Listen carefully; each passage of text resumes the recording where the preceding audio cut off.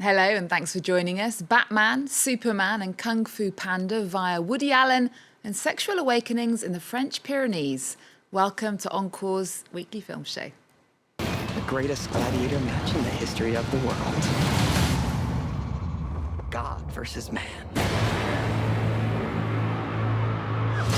Kai attacked the valley. It's all gone. Now he's coming for the pandas. You must teach them to fight. I am ready.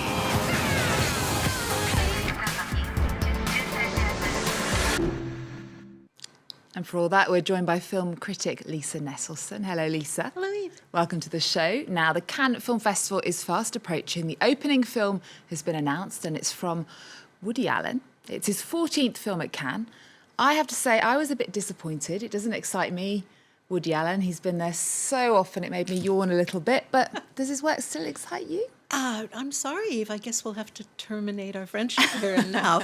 Does his work still excite me? Of course it does. I've never missed a Woody Allen movie, and I hope he goes on making them at the pace that he's been making them at. I should point out that to the rest of the world outside of France, perhaps Woody Allen looks like a slim 80-year-old New Yorker, but here he is a living god. So if he has made a film and it is available in this slot, I'm sure the people at the Cannes Film Festival just go, Woody's got a film? Check, it's in.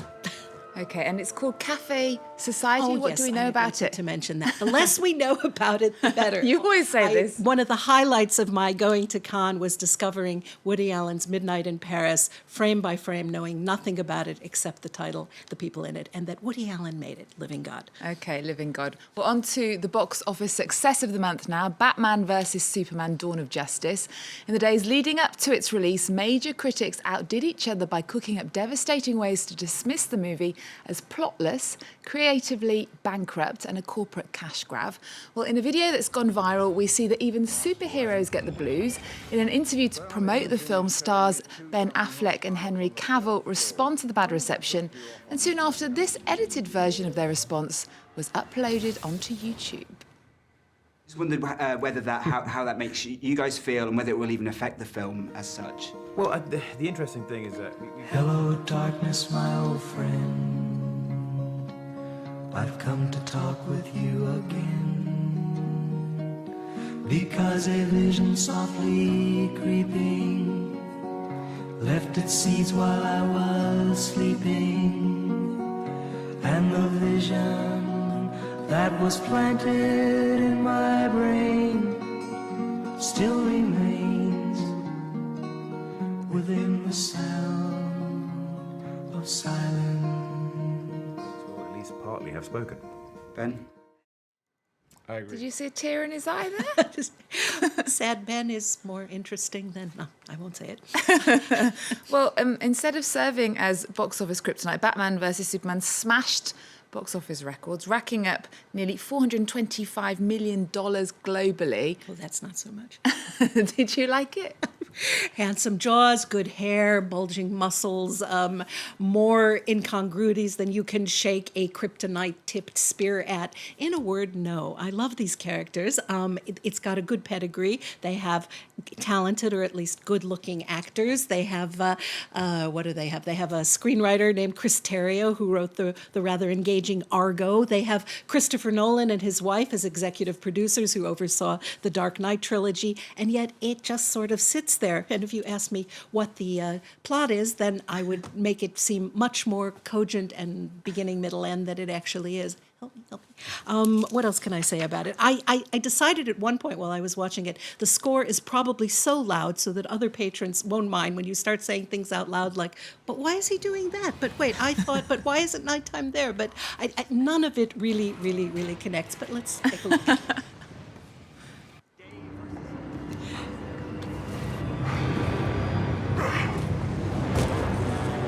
Stay down! If I wanted it, you'd be dead already.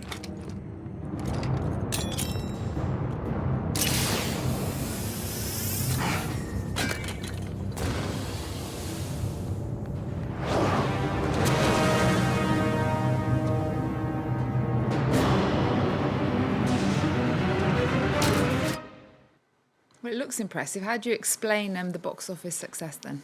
I'll explain the box office success if you explain Donald Trump to me. I'm beginning to think that the fact that this movie is so disjointed and made up of sort of little episodes isn't really an obstacle to the target audience, because young telephone-addled people now like things in little snippets, and they're not really trying to connect the dots the way maybe somebody of my generation is. But if you would like to see a wonderful movie in which Ben Affleck is deeply involved with the idea of Superman, go look up from 10 years ago Hollywoodland, in which he played George Reeves, who played Superman on TV from 1952 to 1958. Okay, good tip. Well, to our French pick of the week now. And 22 years after Wild Reads, André Téchiné again depicts the awakening of gay adolescent desire in his drama set in the French Pyrenees. It's called Being 17. This does sound oh so French, Lisa. Why do you say that? There's a doctor, a woman doctor, who makes house calls for free in the mountains, in the snow. Where else could that be but France? This is a very interesting piece of work from Téchiné, because he's been making films for 25 years or so, and he's specialized in family dramas. His last few movies have been based on real-life incidents, and this one is purely original, and he co-wrote it with an up-and-coming, or actually arrived, young French woman who's a writer-director named Céline Sciamma, and together they've come up with something which is made up of earth-shaking events, and yet it's very matter-of-fact and down-to-earth, and it's the story of these two young men and their sexual awakening in their last year of high school. Let's take a look. Tu le connais, Thomas? J'ai un fils adopté. Il est beau. Ça t'intéresse à personne? Il s'agirait de prendre en considération les efforts de ce garçon qui fait plus de 2 heures de trajet par jour pour venir étudier ici. Donc j'ai proposé que Tom vienne chez nous pendant ce temps pour l'aider à travailler. Non, mais de toute façon, il voudra jamais venir ici. Enfin, je veux dire. Pourquoi donc? Bah, parce qu'il me déteste. Thomas et Damien se sont battus et ce n'est pas la première fois. Comment ça, c'est pas la première fois? Les notes sont en baisse. Les professeurs disent que tu n'intéresses plus à rien. Tu t'isoles des autres. Pourquoi vous vous battez comme ça tous les deux? Parce qu'on s'aime pas, c'est tout. Non, ça c'est pas suffisant. Il y a autre chose.